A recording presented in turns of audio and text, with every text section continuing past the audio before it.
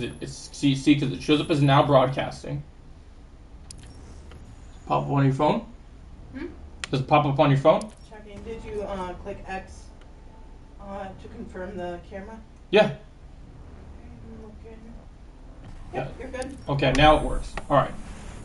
Hey guys, sorry, we're having some technical difficulties real quick, but welcome to the second episode of my new DC podcast, The Dawn of DC.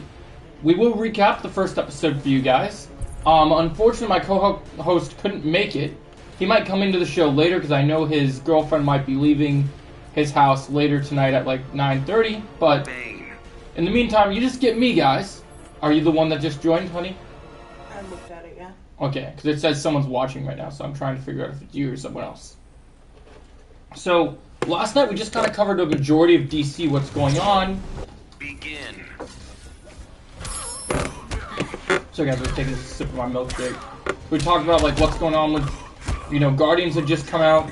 James Gunn was talking about how other actors from Guardians can come over and they can join the universe. So that was a pretty big deal. And that was exciting, which was cool. And so then we talked about potentially, what could go on. Maybe Karen Gillan could play Poison Ivy in some sort of new Batverse thing going on. So we talked about that possibility was on the table. And then we covered big things to do with our shows. So like Superman and Lois, we talked about the episodes. We talked about The Flash this season. We talked about how like I said, Superman and Lois is amazing. Everyone should watch it. We talked about Titans. Today I'm gonna give you my review for the Titans finale. This is kind of like a preview to the review. So it's like a pre-review. So it's like a trailer for a review. So I'm giving you my reviews of each of these, and I also filmed actual reviews for you on the channel today as well.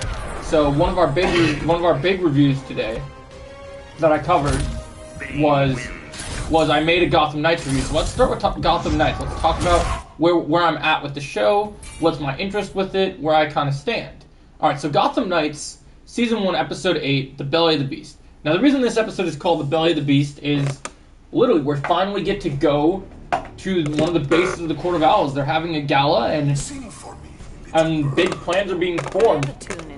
The court got their own plans, they're doing villainous things. And our heroes need to stand against the court. And so that was really cool, because we got to have that awesome moment of standing against the court. It set up for some exciting stuff. We had a great action scene where Joker's daughter and Harley's daughter teamed up with Bruce's son. And he had like the suit and tie and the dress, and she had darker hair than her normal red hair. Because she's got a fake trying to be her person. And so that was really cool. So they got to fight members of the court. And then when they get exposed, we have the whole thing where the aunt is betrayed everyone for her own safety, and she's carrying a secret about what she's planning. She can't work for the court anymore because of what they did. But we're all kind of hesitating, trusting her, because the court has done some really messed up things. She's killed for the court, she's done some horrible things. Nobody wants to trust her. But Turner ends up having the heroic arc and deciding, I think we should help her because I think she's actually a good person. And I think she deserves our help. So he ends up doing the right thing, but in the end it costs him because in the end of the episode, the court finally catches them. The executioner ends up killing the aunt for her crimes against the court. The plan is revealed to involve Gotham City, and the court wants to be immortal. So they're doing find all this different stuff to make themselves immortal, which was pretty crazy. And so that I really liked. I liked seeing that they were immortal. I liked seeing all that stuff. And then the cliffhanger of this episode was the leader of the court ended up being Lincoln, the guy that was in the hospital from a court attack, but it turns out it was like a fake and he wasn't really injured, and it was all planned. And that Lincoln is actually a member of, he's one of the heads of the Court of Owls. And he also knows about his wife sleeping with Harvey, which was pretty intense. So, and then this episode ends, where he's like, should we kill the kid? And he's like, no, I have other plans for him. And then cliffhanger. We gotta wait till later tonight to find out what happens on the next episode of Gotham Knights. But Superman and Lois is on break tonight, so we won't talk about a new episode till May 23rd for that one. But we will talk about the next episode of Superman and Lois after we talk about The Flash.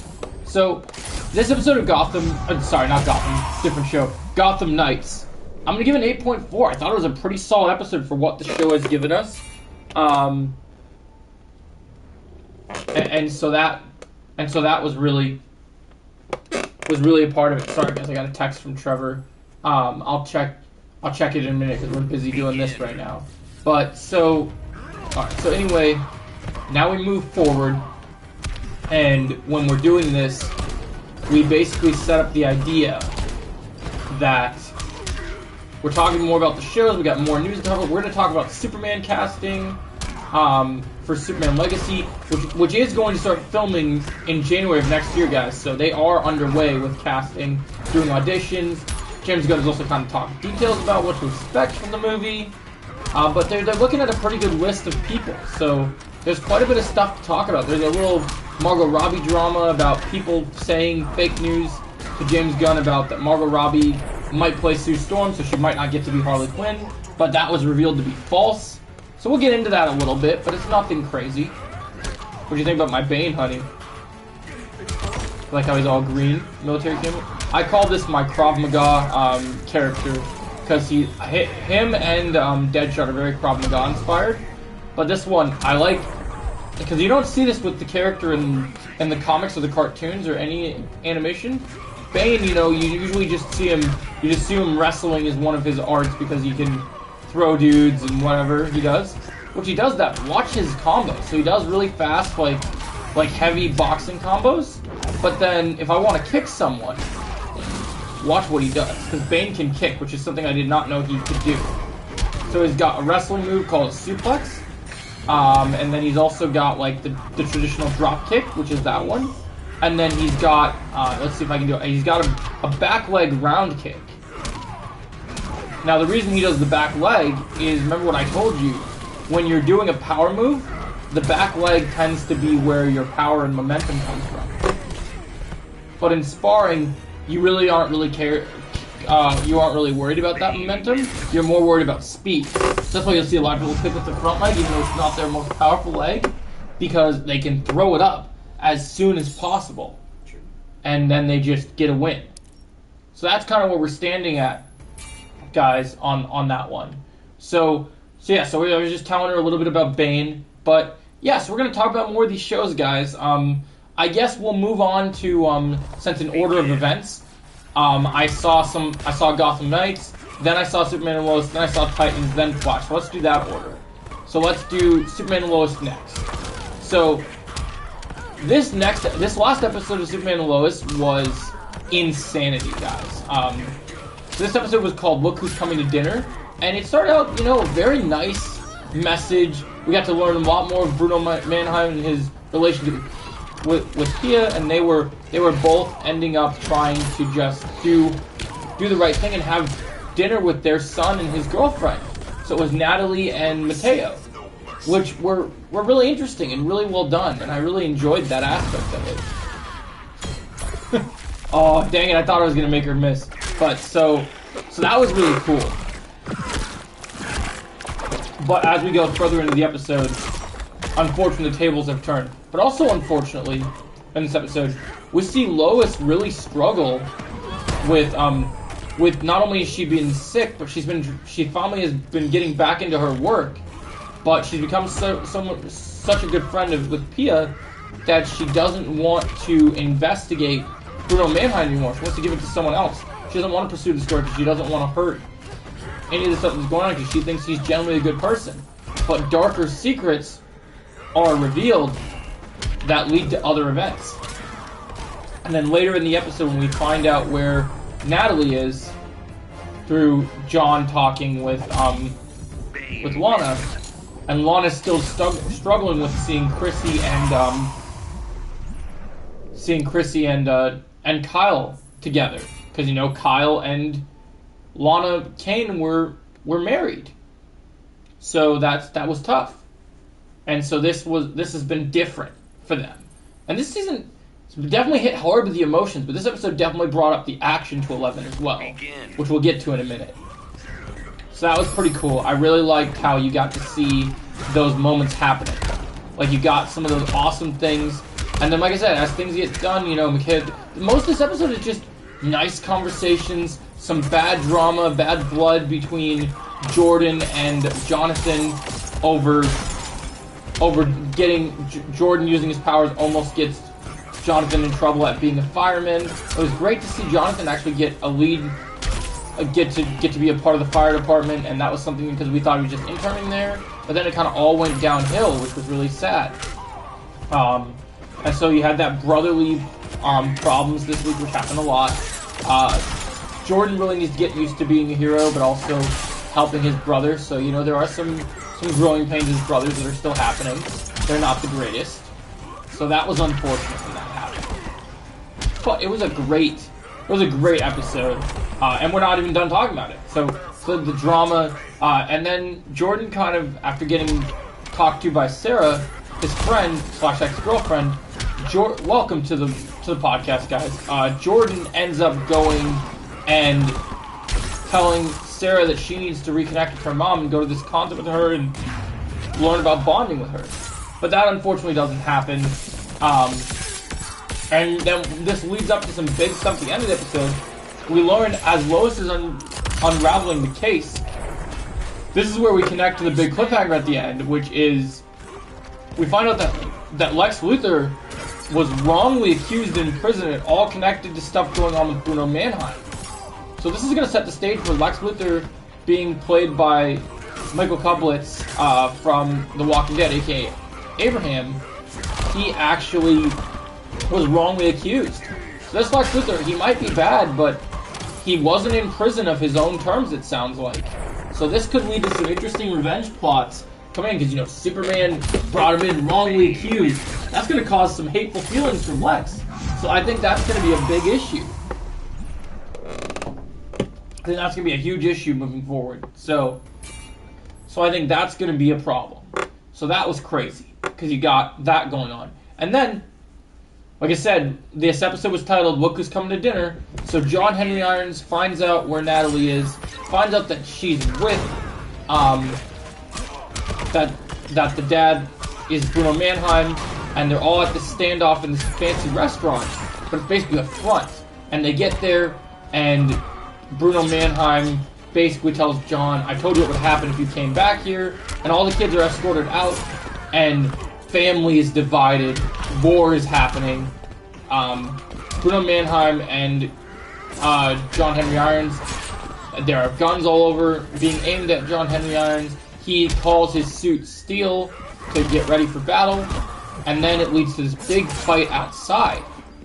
And the fight outside involves John Henry Irons suited up as Steel, and Pia with her Automeo powers able to do her sound abilities. But she doesn't have any of her gear here, so, and also she has cancer, so this is not going to go very good for her. So then in twist of events, Clark hears that John needs his help and jumps in to back up his boy. Because Clark is just that guy. He is just that guy to have your back no matter what. And so that was cool to see. Just see him having his back and help him out. So I really appreciated that moment. It was a really nice touch, and it was really touching and cool. And then things ended, and things are not so positive.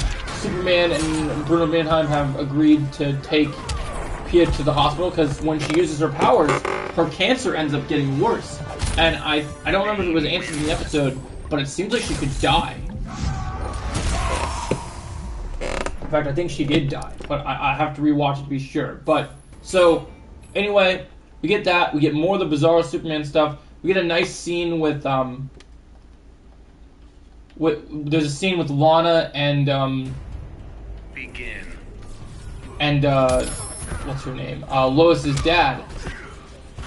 Where he's trying to get back out there and start dating again, but he's having trouble, you know, adjusting to the modern day world. So this was a nice scene. I really appreciate it. You don't get to see it too much, you know, because he's a senior citizen. Seeing him getting back out there was pretty cool, and I can't wait to see where that leads. So anyway, guys, this was a great episode of Superman and Lois. I'm going to give it a 9.5 out of 10. It's a very solid episode. Not the best episode of Superman and Lois, but a very good one at the very least. And I definitely enjoyed it. I don't have hardly any criticisms with it. There was some good action, good storytelling, but nothing mind-blowing, but it still was a great start. Now we're on this big cliffhanger, waiting for the next episode. So now, guys, it's time to talk about the Titans season finale. And let me know what you guys think of Titans as a whole as well. I want to hear what you guys think of Titans as a show right now that it's over. So, Titans finale picked off right where episode 11 left off. We got to see the Titans, and they're getting ready for war against Brother Blood. We start the episode, Brother Blood ends up betraying Trigon. We see Trigon for a couple minutes, and he's executed, which in my opinion, they built up Trigon since Season 2, and this being his fate, I don't know if I agree with that idea. I think it's a bit sad that they went that route. Because I think Trigon is one of those characters where he deserved better. And I don't know if this is the best way to do it. And I get what they're trying to do. And through this review, there's going to be a couple nitpicks we're going to go back and forth. But I'm going to try and condense them. It's not going to be nitpicks. It's going to be more just talking about what's happened, where we're at, what are the different feelings of things. And those are the things that we're going to chat about. Those are important. And I don't really like that those things happen.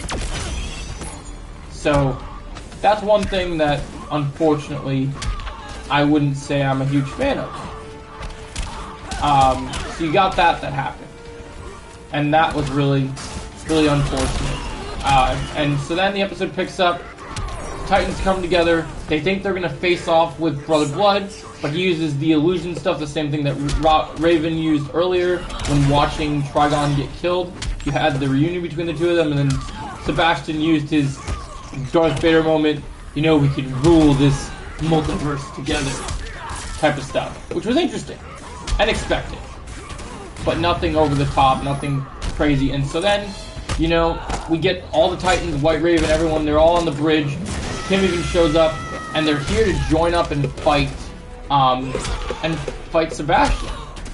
But before this happens, we think Superboy is dead, because when we find him, he's comatose. So, thanks to us spending so much time at Star Labs this season, we're able to actually create red kryptonite, which could potentially save Superman. Or not Superman, Superboy.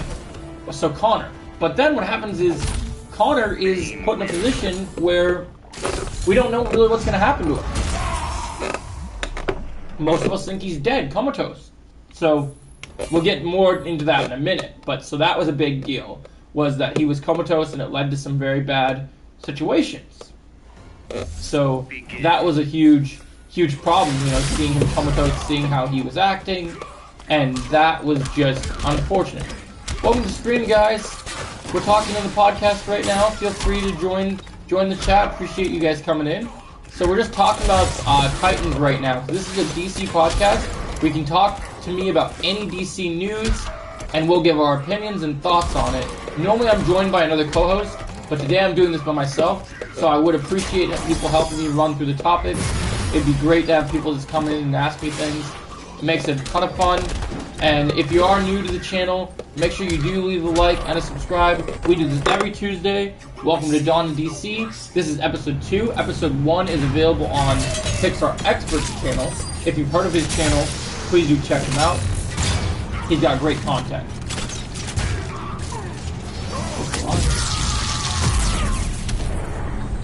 Oh, you enjoyed talks. So then we move on, and we're still talking about Titans. We're talking about the Titans finale right now. The series finale.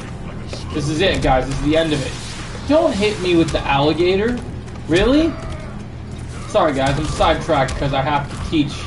I have to teach our friend Black Manta some manners, because apparently he forgot how to be respectful. You're gonna get it, bro. You're trash now. Take that. You wanna try this, honey? It's really good. You sure? Bane wins. Sorry, guys. I'm drinking my milkshake real quick. So, yeah, so we move forward in the episode. We think Connor's dead. And now it's time to gear up for the final battle against Sebastian. Now, this final battle, we were contemplating between Starfire and Raven on what to do, what was going to be the big plan, who's going to sacrifice who. And getting to the final battle, we're going into this final battle with a Titan down. So Dick's happy to see Tim. We go to Star Labs and, we get this iconic moment where Sebastian is on a bicycle and he's kind of goes into Star Labs acting all casually cool. And then he kills a bunch of people so he can get what he wants. And his plan is revealed to basically be, he wants to use Earth to collide into Tamaran, where Starfire's from, because he wants to wipe out the Tamaranian people, because Trigon believed that Tamaran and Earth, they band together, could destroy everyone. Like they would be an unstoppable army that no evil force could overcome. So he wanted that as a problem. And since Brother Blood is evil, he's doing a similar thing to what Trigon's doing. He basically took his plan and made it his own. So that was his main move, was taking his plan, doing it his way, making it his own, doing all those things. And so that was his number one goal. And it didn't succeed for him, unfortunately. So that was the unfortunate thing, because now this is Brother Blood's plan. Brother Blood's got Trigon's powers, he's basically an unstoppable machine.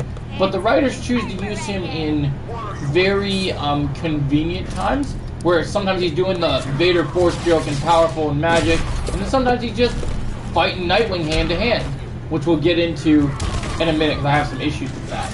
So then we go on and we're getting to this big final fight. And one of my biggest criticisms of this fight is White Raven is supposed to be her most strongest form, but she doesn't do jack shit in this fight. And we don't get to see powerful White Raven used to her potential, which was very disappointing. We get to see Beast Boy used to his potential. We get to see Nightwing doing hand-to-hand combat, fighting with Tim. Both of them were doing really good jobs, landing shots. Really was a cool sight. But they really shouldn't have used Brother Blood in this way unless they're going to enhance Nightwing, because it's not believable that Brother Blood thinks of himself as a god of powers, and then Batman Jr. is able to take out Sebastian with really any issues or help whatsoever. Even though this is a Titans show and the Titans do play a role and they help, especially when there's a line where Sebastian says, "I'm a god, you can't beat me," and then Dick says, "I know, but he can." And then we get that cool Thor Ragnarok moment where Superboy shows up and beats the crap out of Sebastian Blood, aka Brother Blood. And he's still not done yet. We still have work to do and still have to bring him down. And so this was really interesting because this fight had a lot of issues. They needed to use Raven better. They should have enhanced Dick, gave him some weapon. Maybe Raven could charm his stuff up, so it would have been a more fair fight. Because this whole supernatural angle, it doesn't work for a final boss fight when your lead hero doesn't have powers and you're fighting a mystical demon, god, threat, whatever it is. That's my major issue with this finale, is how the... Oops, that was in the camera, sorry guys. That was one of my major issues, is that we had that problem happen. And it was very disappointing to see that happen. I don't know how you guys take that situation, but how I took that was just... It was disappointing to have that happen. So Trigon, killed. That sucked. So we're docking points for that, because he died right away in the beginning of the episode. They built an entire season bringing him back, but it was for nothing. And I mean that, I'm not nitpicking. It literally was for nothing. They're like, we gotta bring back Trigon. He's gotta be in the final season. Oh, he's only in 5 minutes of the finale. So it was for nothing. It was literally for nothing. And so this was a bit disappointing for me, because I really wanted to see Trigon. I think Trigon is an interesting character, and I think he would have been a much more fitting final boss than Brother Blood, and I think they could have made a way to make his stuff work. But they chose not to make it work, which was unfortunate. And I don't know how I feel about that. Like, why didn't they make it work? We'll never know. We truly will never know. I wish they would have, honestly, because I think there could have been some great things to play along with there, and it would have been nice to see them utilize those things. But instead, they chose to do a different way. They chose to go it alone, do something differently. And it didn't necessarily go in their favor, unfortunately. It really wasn't something that particularly worked out for them. Which, like, as we talked about already, was pretty unfortunate. It's unfortunate to see that happen. Because, you know, you would expect there would be better things happening. But it didn't go that way at all. We just saw this stuff happen, and it really sucked. And nobody really had anything to gain from it. No major progress was made. It just flat out was not good. And then the ending, we get to see all the characters get these great endings. Raven gets to go to college and gets a new degree, which is something that I think they're building towards. And it's even in Bloodhaven. Dick goes back to Bloodhaven and hangs around and starts doing stuff. All the Titans get nice little Christmas memories where Corey finds out about Santa Claus for the first time.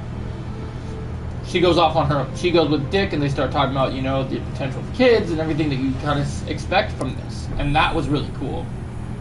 And then one of the best cameos of the episode, even though we never fully see him, Superboy grows his hair back, so it must have been a time jump, and we finally get to see him train with Superman. Superman teaches him how to fly. So I know they could never really truly show Superman on this show, but at least we got a tease that he did show up, and so that was cool. So I got to give them props for that, because you don't see that very often, and I think that deserves to be commended. I really do. I think that was very cool. I think they used it in a very meaningful way. I was impressed. I think they did a good job there. So overall, while I did like the ending of the episode, and while I am satisfied as a Titans fan with what we got to an extent, I will say I'm going to have to give this finale... I gotta go the lowest I can go on this one, or even the highest I can go. I'm gonna give this finale a 6.5 out of 10 because it felt rushed, and it wasn't a perfect series finale. And I'm not asking for a perfect series finale, but the issues they had were things that could have been fixed, and I was just disappointed that they didn't care enough as this show is dying to do a better satisfying finale. What would you guys have done different in this finale? Would you guys do a different villain? Would you guys have done different power scaling? Because it felt like the power scaling got really messed up in the process of everything, which was really too bad. So I was disappointed in that. So that was my main take with Titans. Like I said, 6.5 out of 10. Will I miss the show? Yeah, but I think the Titans will have a bright future in the new DC universe. And maybe we won't get the same actors, but maybe we will. The future is uncertain. Let's live in the present and hope for the best and see what we get. Because that's all we can really do at this point, is hope will get us through. That's all we can really do. We are both sons of So that's the number one thing. one may remain on this earth. I will throw you from the cliffs of Point Tiburon. Begin. It's okay. Alright.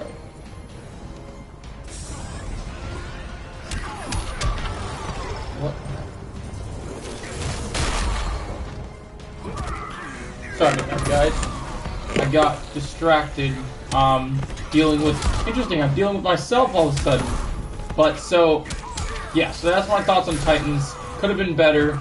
I think there were some interesting takes here that didn't really fully develop into what I was hoping, which was really unfortunately, that we got to see that moment and then nothing was really there to show for it.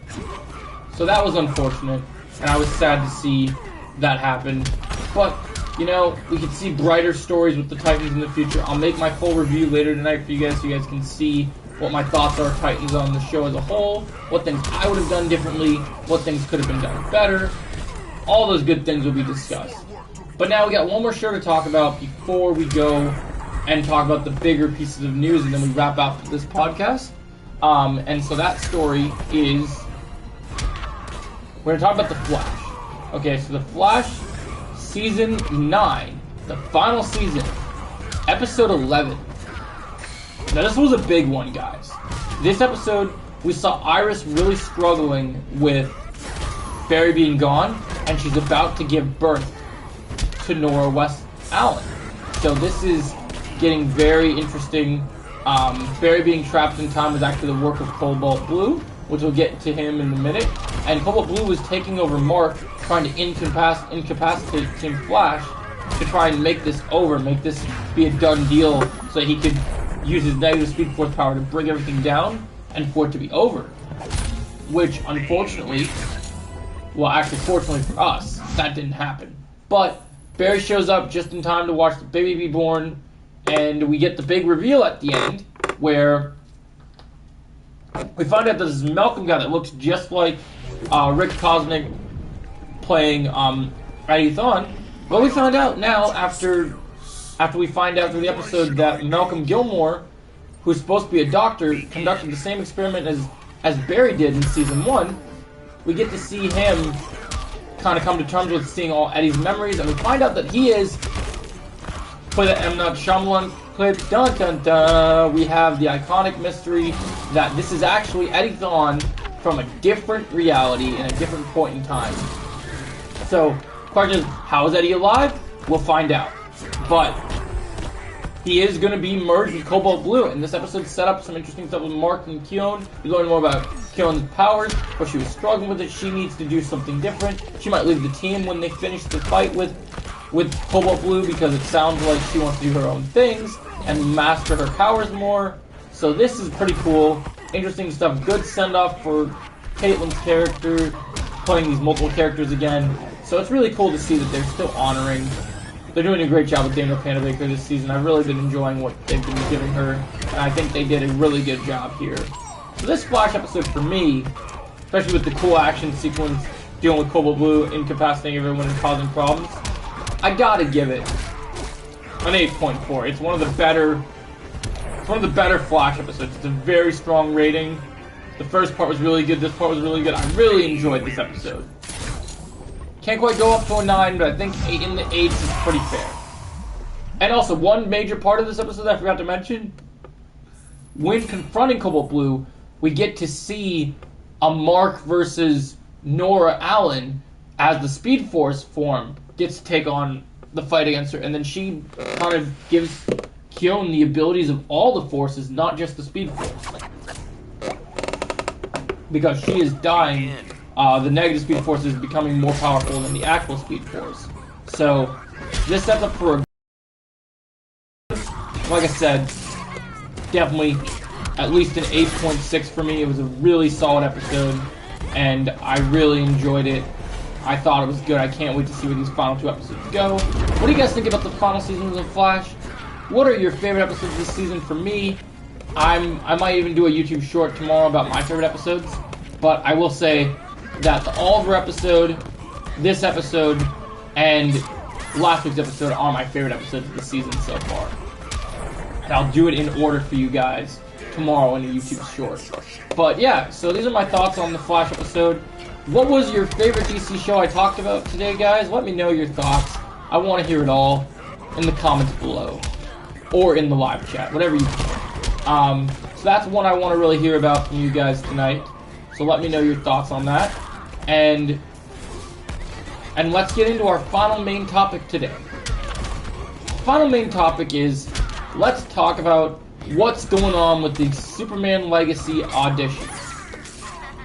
So, we're being told that there were many actors considered for Clark, but now at this time there's one guy that's being named and 2 people they're keeping close to the vest.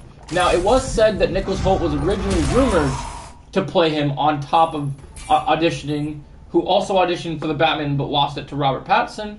And it was said that he was auditioning for Superman, but we now know he's auditioning for Lex Luthor. Now, this is interesting because we're going to get another new Lex Luthor. We've been getting a lot of Lex Luthors over the years, so this is interesting. Hopefully he's not the main villain, and hopefully he just plays an important role. Or hopefully they do it in a meaningful way and do something different with him. I know they said they were going to use the Apex suit this time, so hopefully that would be pretty cool. Seems all powered up to fight Superman.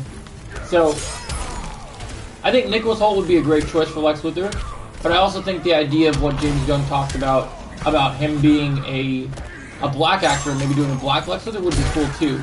Doing something different, give back to the races that everyone wants to see. I think that'd be cool. They could have the guy that played High Evolution from Guardians, or they could also do some different changes. But also, if they're going to have another normal skinned Lex Luthor or a white Lex Luthor, bald, white, whatever, you got Nicholas Hoult, but also, who was in Renfield just now, which was pretty cool. But you could also have him, the guy who played Adam Warlock in Guardians. I think he'd be a good candidate. So I think this would be cool. I'm looking forward to seeing another Lex Luthor. If I had to pick who I'm rooting for Lex Luthor, I definitely am on the side of Nicholas Hoult. I think Nicholas Hoult would be a great actor, but I'll take anyone to give us, as long as they do bring a good point. And so now, let's talk about the actors. There are now. Let's talk about Clark Kent, who is potentially our front runner for Clark Kent right now. Now, at this point, there isn't really a front runner because technically, this casting could go either way. It might not be done completely.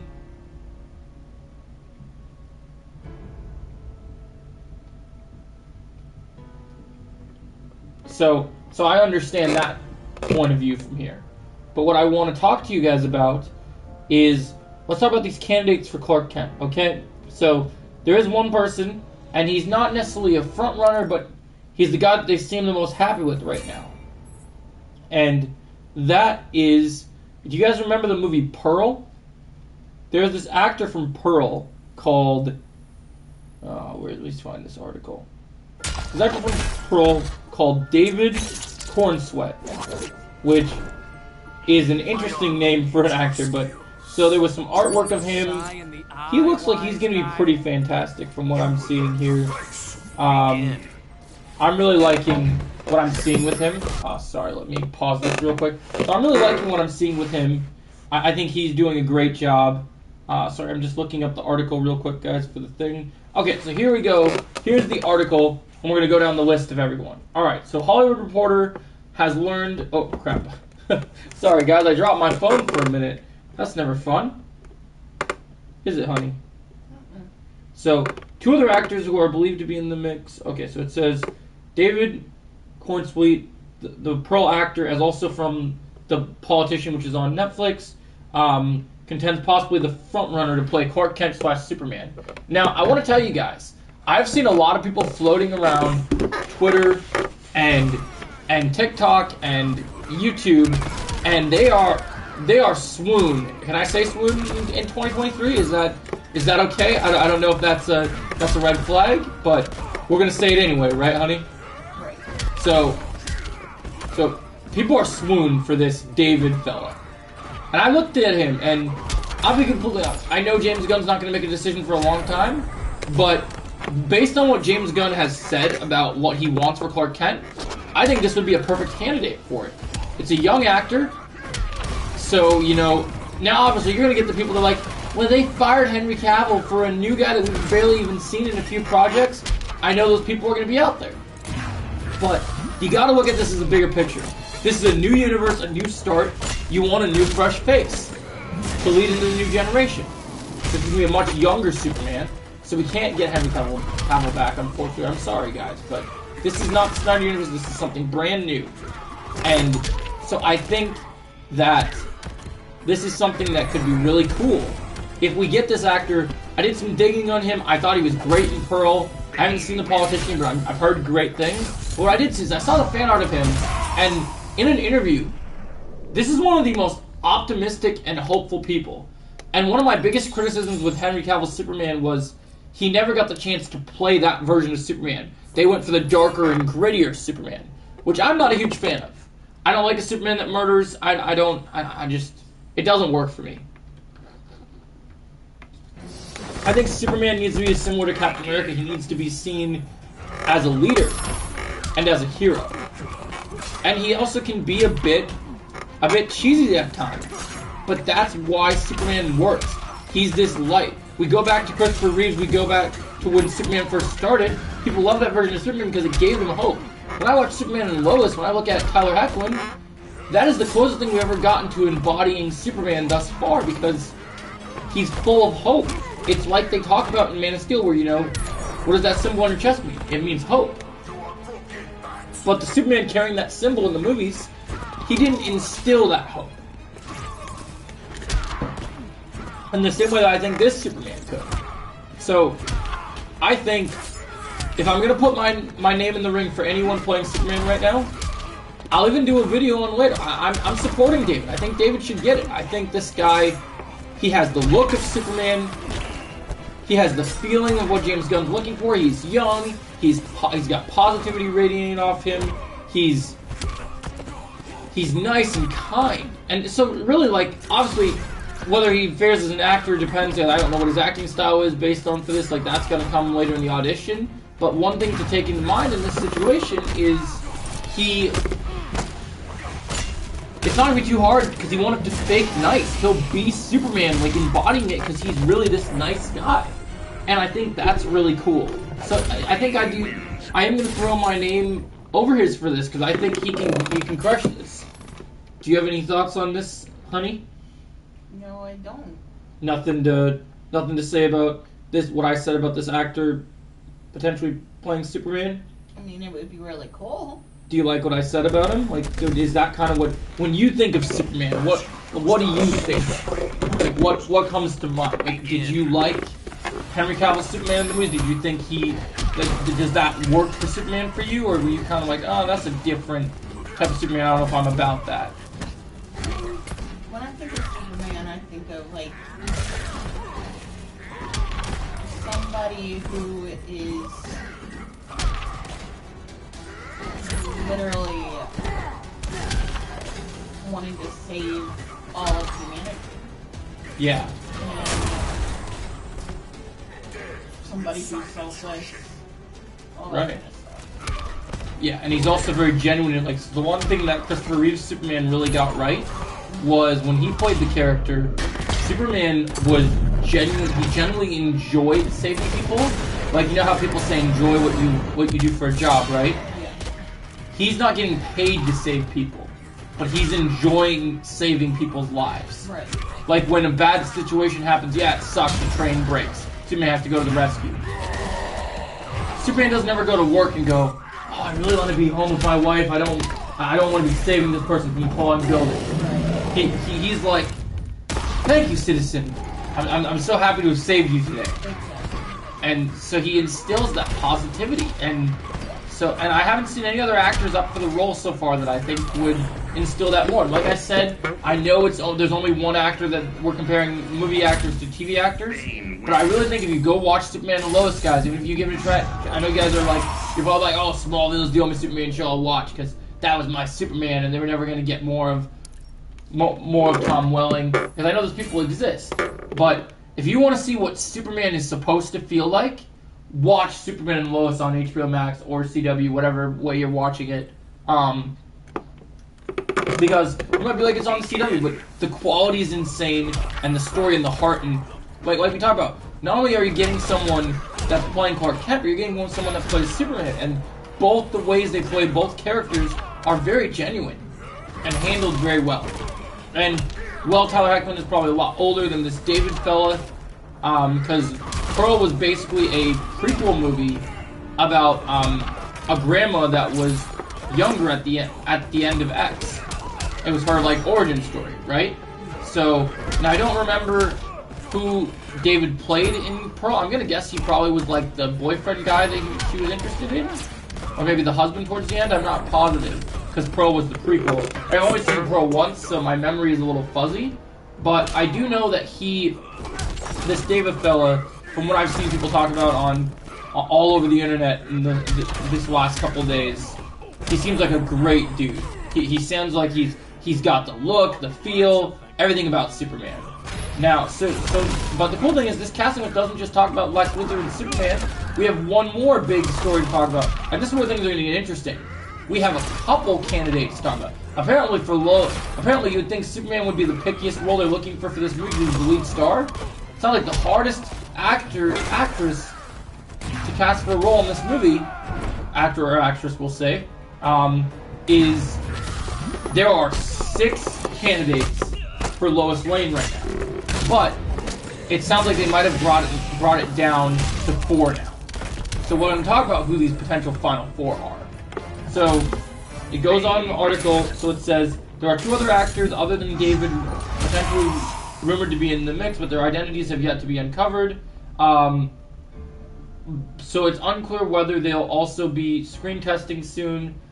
British actors Tom Brittany from some Greyhound show, Andrew Rickson, A Call to Spy, and The Independent were among those many to audition for the part, but are no longer in the consideration.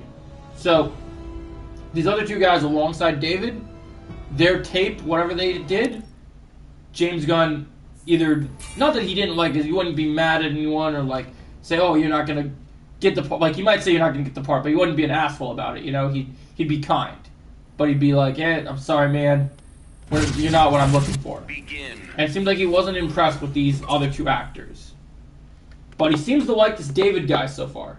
Now that doesn't mean this David guy is going to be Superman because, you know, in consideration, we see situations all the time where we see, oh, this guy's at the top of the game. There's no way there's going to be another person that plays him. But then sometimes they announce an actor playing a character who wasn't even in the running that you never even knew about. Yeah. Hollywood's very weird like that. So take the idea of him being the top contender and with a grain of salt. But if he gets it, really cool. And I think it'd be great. So I think that's cool. So then it says Australian actor Jacob Elorda. I don't know how you pronounce that, we'll say. But he is from the Kissing Booth show on Netflix, and the one that we talk about on HBO Max that you're not a big fan of, who was a fan favorite pick, never actually auditioned for Gunn or Safran, and his involvement was only really the result of speculation. So there was almost speculation that he might be in the running for it, but it sounds like it was pretty much a bunch of nonsense. And then it says, as for, I already kind of covered this, but I'll read the whole article for you guys. As for Superman's arch nemesis, Lex Luthor, it seems as though the producers may have already zeroed in on a candidate. Nicholas Hoult, X-Men Days of Future Past, Mad Max Fury Road. His name has been attached to the film for quite some time, and while some thought he may have been up for the Man of Steel, it now looks like Gunn has him earmarked for Luthor instead. Which is interesting because apparently in Mad Max Fury Road, I don't know if you've seen the Mad Max movies, honey, but Nicholas Hoult played a character in Mad Max Fury Road who was kind of, not a villain, but a crazy kind of antagonist. And in the movie, there's this big chase scene through this like Mad Max environment, wasteland world of destruction. And he was this guy, this like very skinny, shirtless, bald guy that was screaming in his like war machine vehicle, "Oh, would you love me, man?" Like going super like crazy ham. So he's kind of got reputation in the villain role. So if they pick him for Lex Luthor, I wouldn't be surprised because he's got the roots for it. So that's always a good sign. So it says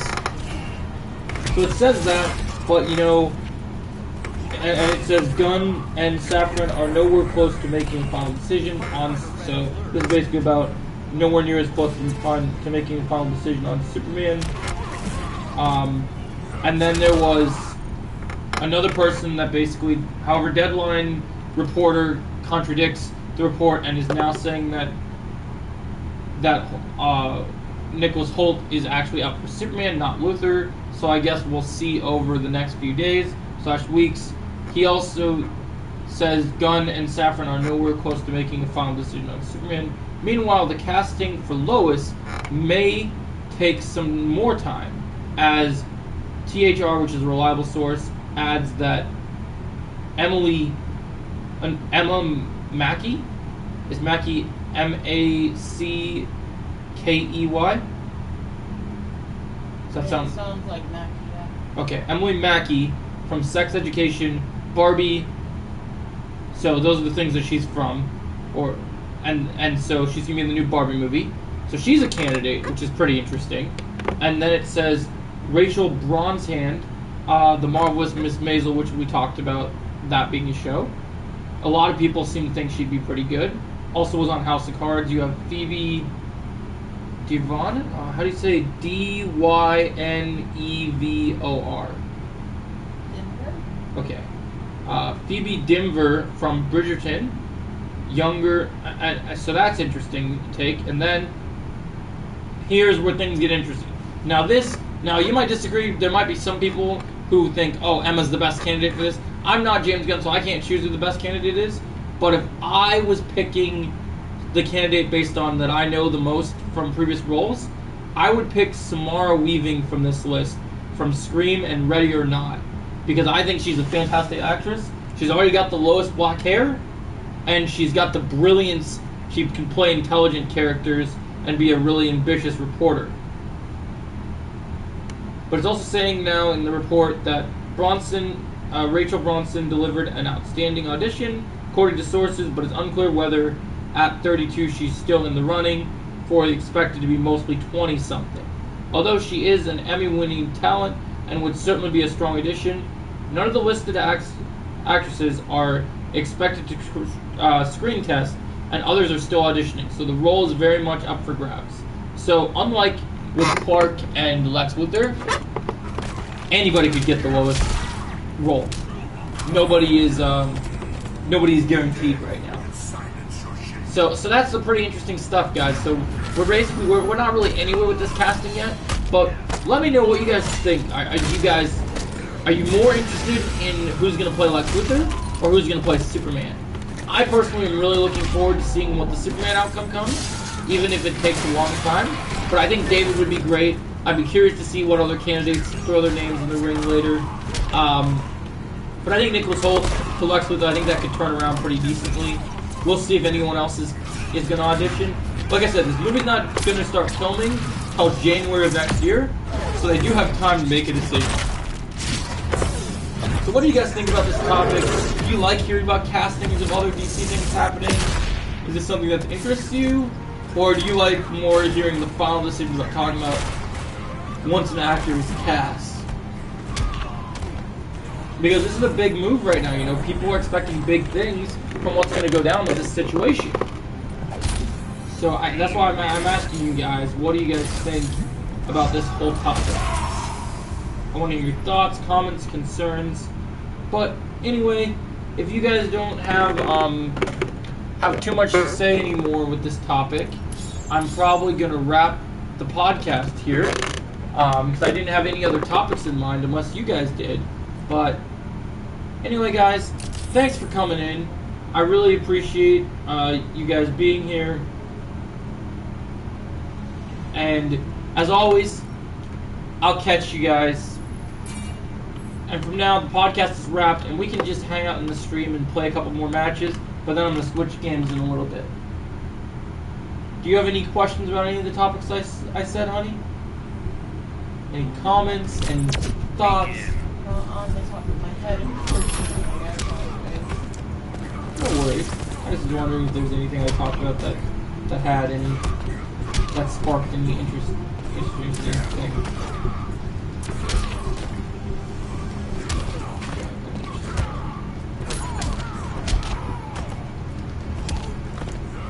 Guess Trevor's not coming on tonight because he said that he had a crappy night.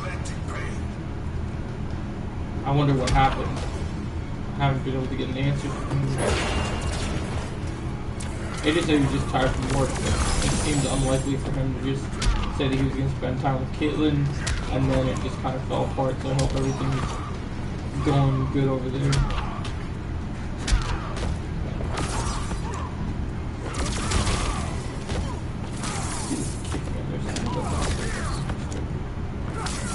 Stop lightning zapping me!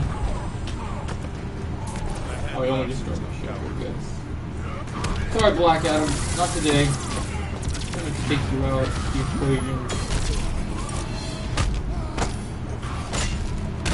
I'm getting ready to wrap the podcast.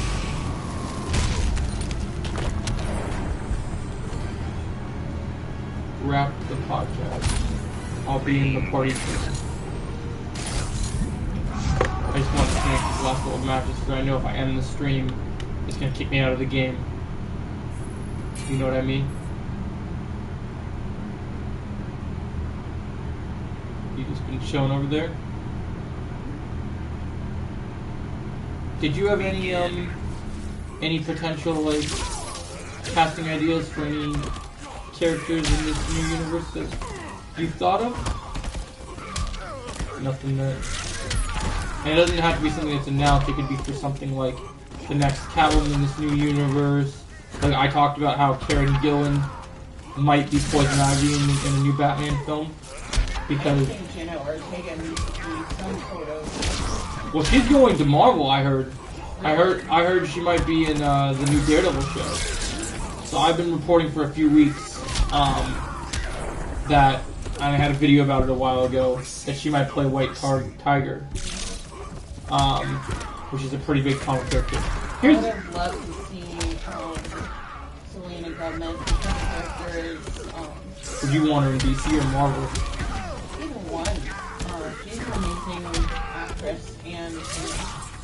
She expressed interest in being in more movies. I don't see I her. think so, but the issue she's come up with recently is that she was actually diagnosed with lupus. So that's why she's kind of cut back on stuff. Oh, that's not good. They should get her for something involving. Oh, you know what? I did have something with Selena Gomez for you. Actually, I forgot. I had a scoop for you that I haven't told you yet. I don't think. You know the Agatha show for Marvel? Yeah. So apparently, and I don't know how confirmed this is, but I heard since Agatha's about witches and wizards are replaced with witches and wizards, I heard that she might play a witch in the Agatha show. And I don't know how big of a role it would be. It sounds like it's mostly a cameo, but it's just kind of a wink and nod at the camera. Hey, remember on Disney Channel where we were when I was a witch there? Yep. So it's kind of like, you know, Disney Plus is still Disney.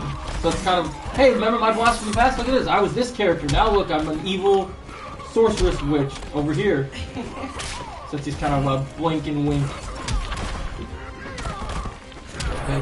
You're going to be able to get around the camera. Hand me the... Oh, I got an idea. Go now. I want to see... Move it a little bit because it's still showing. Right.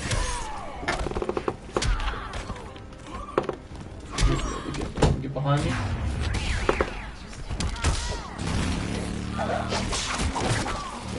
Oh wait, this isn't gonna affect me. Alright. Sorry about that, guys. I just had to block the camera for a second. But it's all good. But so, yes, that's an interesting idea that you brought up.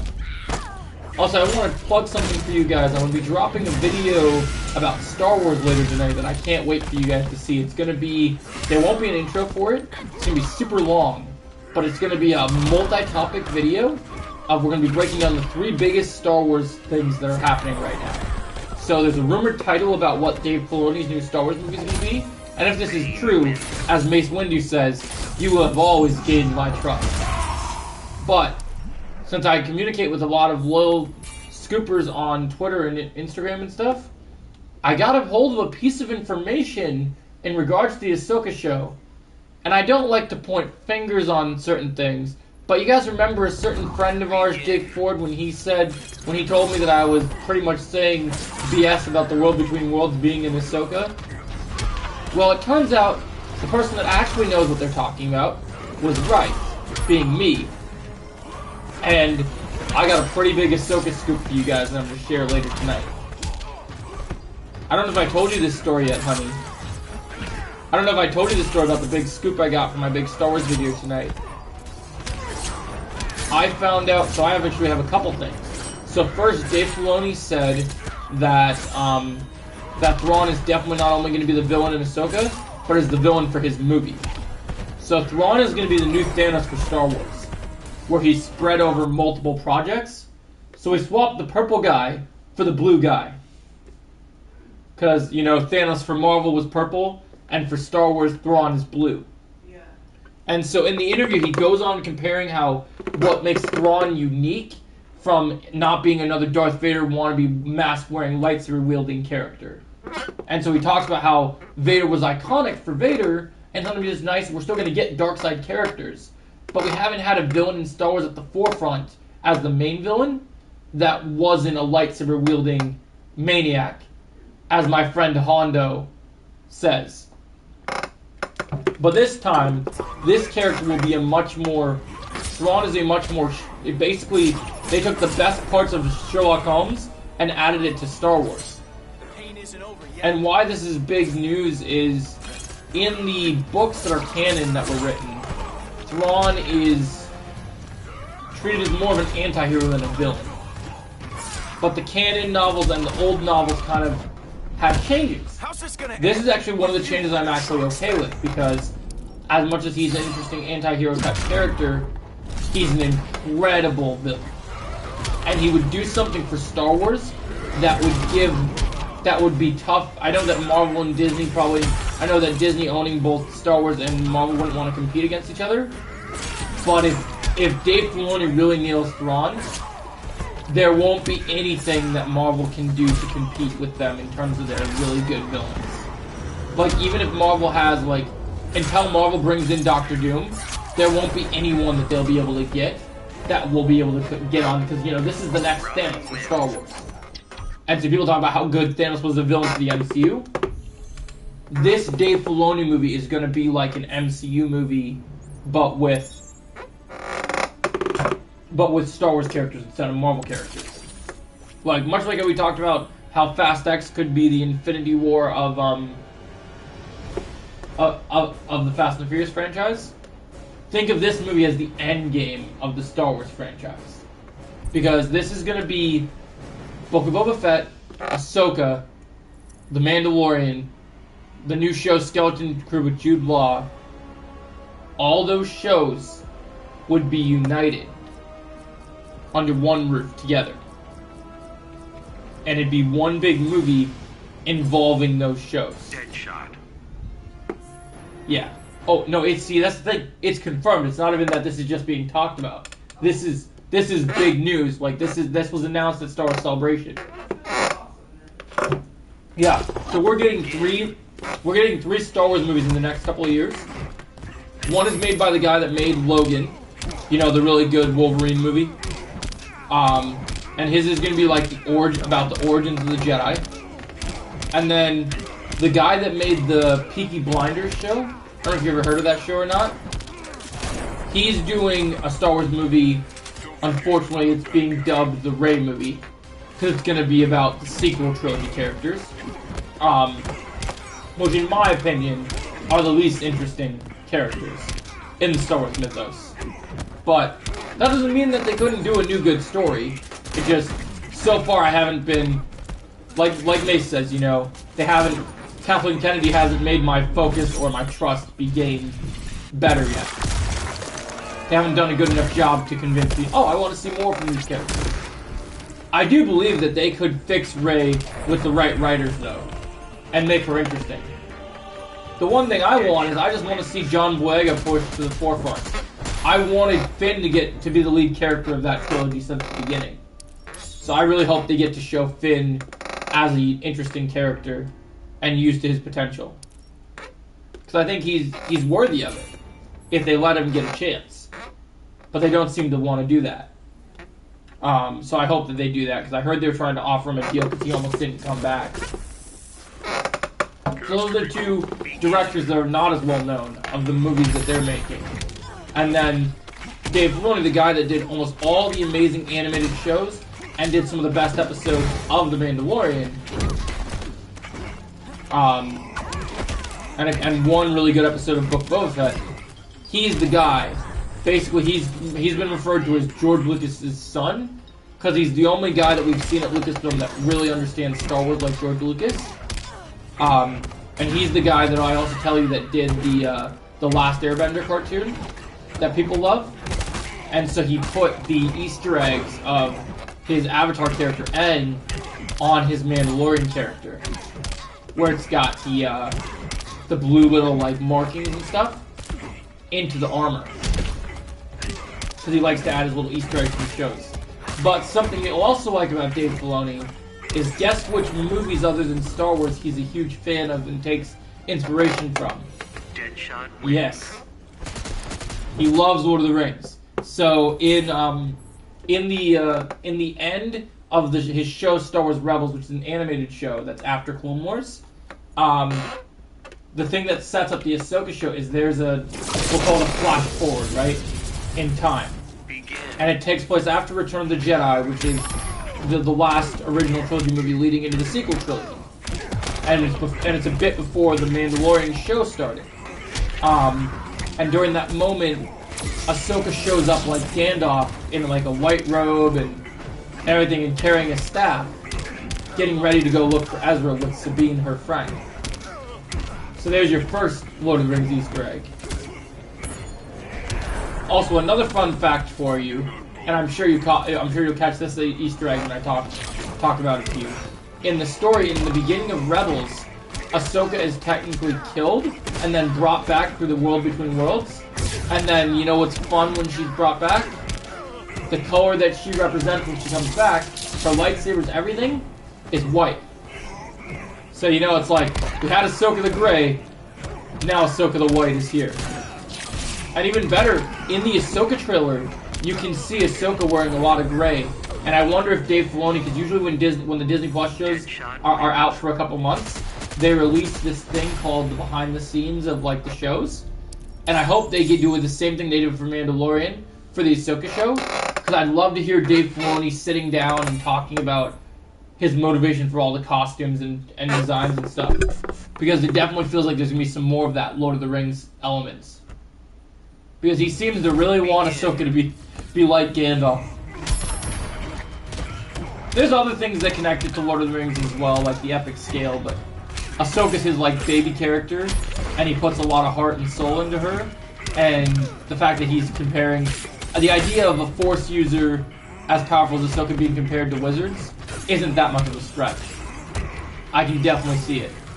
So I think that's pretty cool that they achieved that. And so I just thought that was a cool thing to share with you. So I thought that was definitely worth it. I always find a soft spot. No problem. And then my big scoop that I'm going to drop, since no one's in here, I'll share it, because I'm going to make a video out of it, is there's a thing in the trailer that, when the trailer came out, I did that, remember I filmed that big trailer reaction video? And it was really long. So I broke down everything in the trailer. So there was a scene in the trailer where Ahsoka looks like she's fighting someone wielding a red lightsaber instead of the orange lightsabers, which are the dark Sith-like characters. And we believe that the orange lightsaber wielders are not full Siths because they haven't bleeded their crystals. Because in Disney's canon right now, the only way to become a Sith and to have a true red lightsaber is for you to commit the trial and training to bleed your lightsaber crystal. Yeah, like that one character in Survivor that we... Correct. Yep, correct. Yep, the main villain. So... Main villain? Yeah. Well, see that guy we get out of the back to tank? I know we beat... Because I'm guessing you fought him already when he had the one arm. That's not the only time that we're going to confront him. I haven't... So in the... I don't know how... I know since your brain doesn't always pay attention to details in the trailers as often. Because it... Because I know Dory Brain forgets certain elements of things. But in every trailer of the game, before the game comes out, the assumption originally from the trailers was that he was going to be in the game a lot more early on from the start. But he didn't come on until we got to Kovo. And when he's in the story, he basically... His whole basis that we find out later is, you know, he's connected with the Old Republic characters, and he became a Sith. And then now what's even darker with him is supposedly he has a problem with the way that that the Republic was betrayed, and now how basically that the Jedi were overthrown by another evil within them. And even though he's evil himself, it seems like he's not a fan of the Empire. It seems like he has his own issues and things to deal with that, which is going to be interesting. I'm actually going to play Survivor after I finish this this match with Deadshot, so I need to really catch up. I'm behind, and I can't risk that people are going to keep posting things and making drive me crazy. I got very lucky avoiding the things that AJ was sharing, so and I don't plan to get spoiled again. So I'm probably going to play a lot more tonight until Jake goes to sleep. And then when Jake goes to sleep, we'll continue watching our movies. Since Trevor's not coming on. Got him. So yeah, so my big Star Wars scoop is, so back to what I was saying when we were talking about the difference between the Darksiders, right? So remember in the Obi-Wan show and how in Fallen Order and Survivor, remember the idea of the Inquisitors? Yeah. And how the Inquisitors have like the helicopter sabers? So in the trailer, you have the two, in the trailer for this show, you have the two Darksiders that have the orange sabers and aren't full Sith, they're just Dark Jedi that are turning towards the dark side, but haven't fully committed to the bleeding of their crystals. And then there is a scene where it's believed that Ahsoka is facing an Inquisitor because Ahsoka is known for fighting with the ones with the helicopter sabers. And the way that their armor is resembled is very Inquisitory based. Now, the only interesting thing about this is, at this point in the timeline, Inquisitors are no more. Because this is after Return of the Jedi, and the Inquisitors served Vader. And Vader is now once again Anakin Skywalker and the Force Ghost at this time in the timeline. So that wouldn't really make sense for it to be a present-day thing. Which is why my theory that I told Jake Ford that he disagreed with me on is now coming true. Because where else can you show past events in present day than exploring? Endgame may have been the one in Marvel to bring time travel to Marvel's universe, but Star Wars is about to bring time travel to its universe. And they already hinted at it when they did The World Between Worlds in Ahsoka, because we got to see the events. Ezra basically went back to the time where Vader killed Ahsoka and pulled her out from that moment to save her. So my theory now, that I now have actual concrete proof of, was, so that Ahsoka's fighting an Inquisitor, which we knew from the trailer. But then the question is, we know who the Inquisitors are. We know who they are under their masks are. But we've never seen this Inquisitor. Why is this Inquisitor being masked when the other ones are out in the open? You know, we know who the Grand Inquisitor is. We know who Reva was from the Obi-Wan show. We know who Trilla was from Fallen Order. We know how the big dinosaur one is. We know who all of them who they are. Right? We've met them all. Except for this one. Now, originally it was believed there's another famous Star Wars character that at the time was believed for many fans that Lucasfilm, one of the most beloved Lucasfilm characters is, so the actor I met with the other actor that played Darth Maul, Sam Witwer, he also voiced a character for a video game series of Star Wars called Force Unleashed, and he was the main character in that. And a lot of Star Wars fans, ever since they saw the Easter egg in Andor, really wanted them to bring Starkiller into canon. Because his villain's name is Starkiller. So he starts out as, I don't remember, I think his name was Galen Merrick. And I was like, Jedi did, and then when he became a Sith, you know, just like there's Darth Vader, they called him Starkiller. And the reason they chose to call him Starkiller in the video game, when George Lucas was making the script for A New Hope, it originally was going to be called Luke Starkiller and the Journal of the Wills, instead of Luke Skywalker. It was going to be Starkiller. So that's kind of why they came up with the idea to use this new Darksider that was also, because people also know from canon, Ahsoka is technically is Anakin / Vader's only apprentice. Yeah. But in Force Unleashed, Vader, not Anakin, Vader actually saved a child from a Jedi base on Kashyyyk in the beginning of Force Unleashed, and the child he then trained to be his secret apprentice. The reason it's called secret is because not many people knew about it, and one of the reasons why is because Vader and Palpatine have to answer what's called the Rule of Two, which is there can only be a master and an apprentice.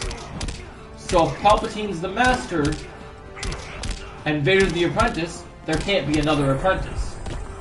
You know what I mean?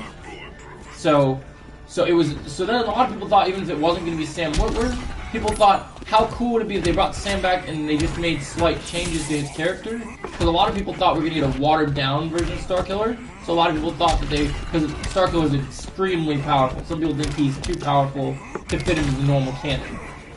But I mean, you see how powerful Anakin is in Star Wars. So they can make Anakin as powerful as he is. I think they could have done fine with Starkiller at main power. I think they still could.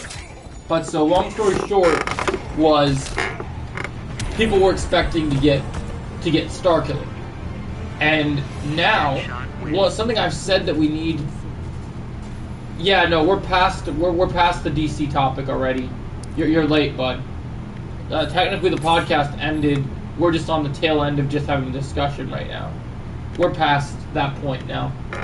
So something I've asked about in the Ahsoka show that I wanted to see because we didn't get to see the thing towards the end of Clone Wars. So when Ahsoka was Anakin's apprentice, she had another apprentice that she was really good friends with because her master was close with Anakin. So that was kind of I'm friends with your master, your friend, and the apprentices are friends. Well, this apprentice, because the Clone Wars is such a harsh time for the Jedi, right, honey? She chose in the midst of the chaos. On the Star Wars podcast. That's funny. I mean, the Star Wars podcast is still happening. I just have to find out a time frame when I'm going to do it. But, so basically, long story short, she was basically, because things got so political with the Jedi, she didn't become a Sith right away, but she stole another Sith's lightsabers and basically came up with a plot to hurt millions of people involved in the Republic and became a sort of villain. And her name was Barriss Offee, and she faced off with Anakin Skywalker because Anakin wanted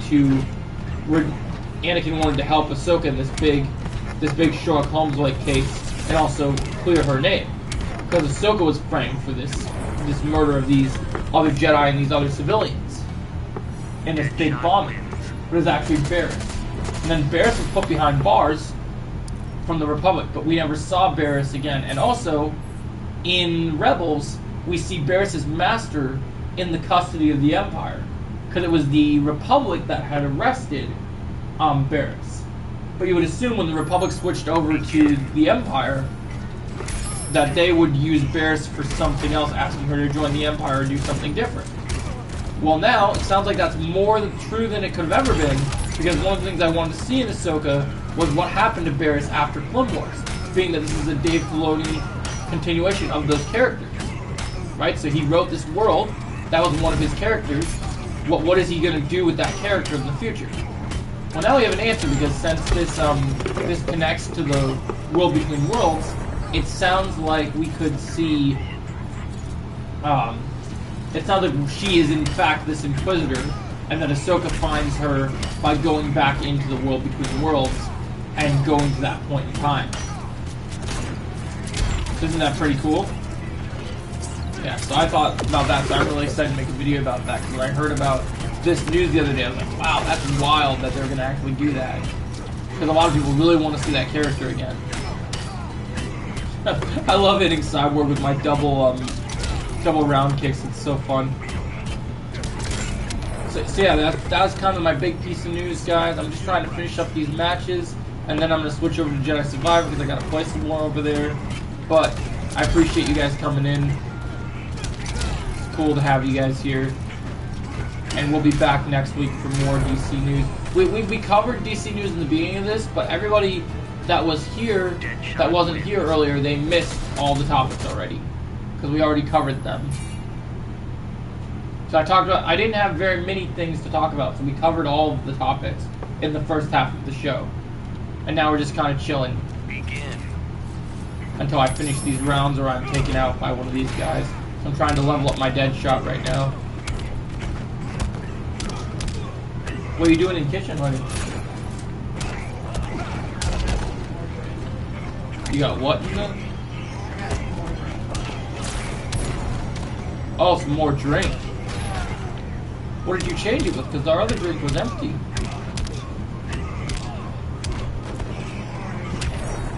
All the ones you still had left? Hey, because we still have another box of those, right?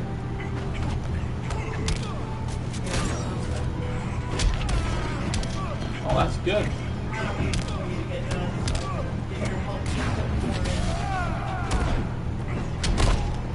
Oh, you need my help. Putting more in the fridge. Okay, I can do that for you. Make ones.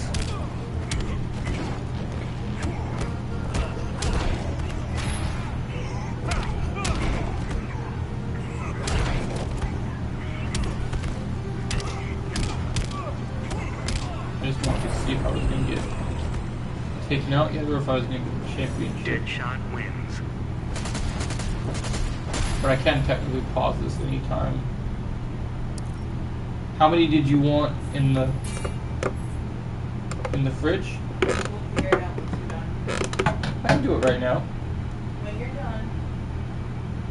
I still have quite a few rounds, so I wanted to get it done for you as soon as possible so I can get right back into Survivor afterwards. Bullets fly. You just committed suicide. Begin.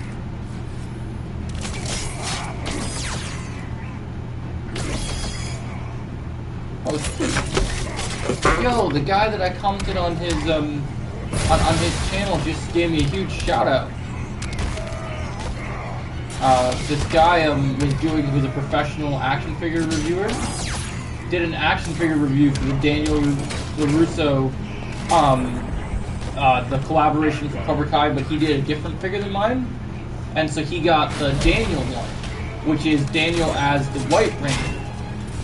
And so I commented and said, "This is a dope figure review. You should check out my Sam video because I found Sam the other day and I planned to collect them all, but I got Sam, so I wanted to show it off." And so he just commented on my Sam video. So User Price says, "Nice. I'm definitely gonna want Sam, but I'm gonna try to wait till she goes on sale for sure." Yeah, that's a great idea.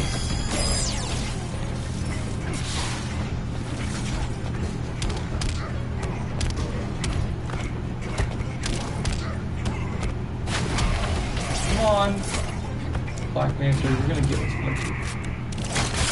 Oh, I never got to tell you my I got sidetracked on all the other stuff, and then when you went to the restroom, I never got to finish my big theory about with Ken Cole and Cobra Kai Kid about what my theory about one of the big mega fights involving Johnny.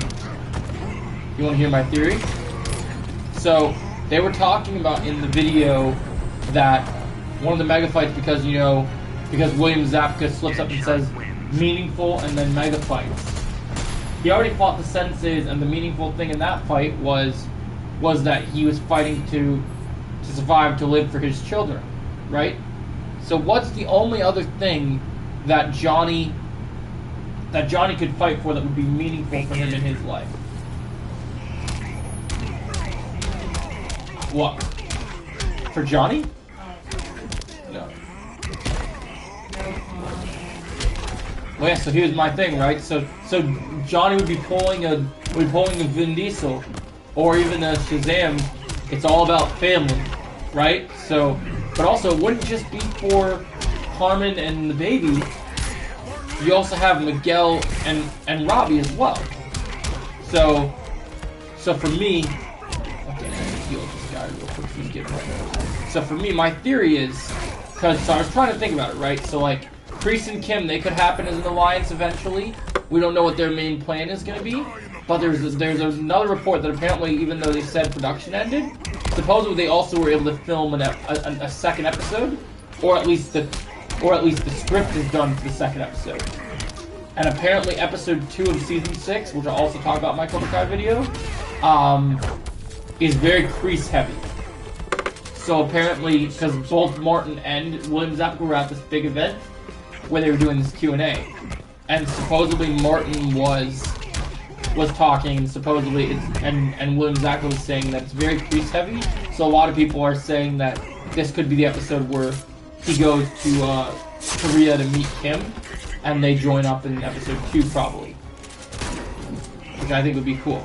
But in episode 1, so that's where things get interesting, right? So like, one of these mega fights, if it involves Johnny, who is Johnny fighting? Because if you look at where Cobra Kai ended in the end of the season, he's probably not fighting Kreese, because Kreese is probably all on his way to Korea. And Johnny, even if Johnny and Kreese have beef at the end of last season, right now, and I'm sure Johnny's being pissed when he finds this out, Remember, Kreese did his whole fake death thing.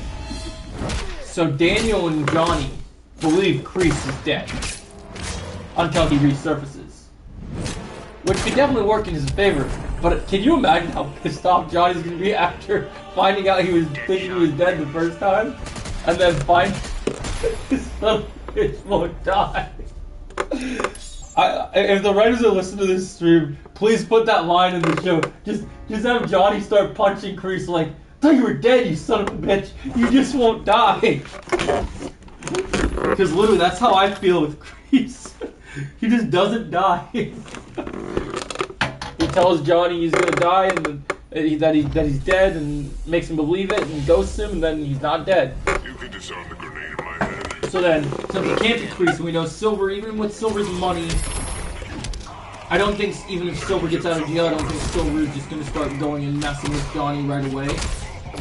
Even though he's probably pissed at him for attacking his house and everything that happened. I think his grudge would be more with Daniel for turning his students in his dojo against him.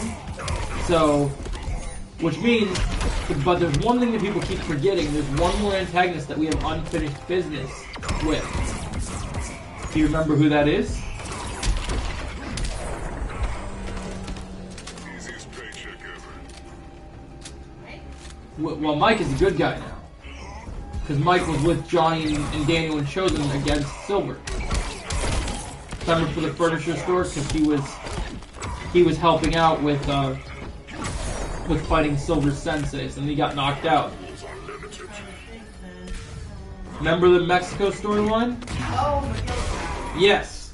So my theory is that in episode 1, because they probably won't have time for it later in the season, you want to have a mega meaningful fight? What does Miguel's dad have access to?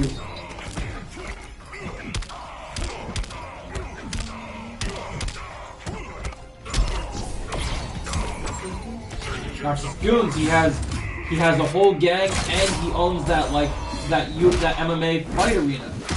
So he has professional fighters at his disposal. So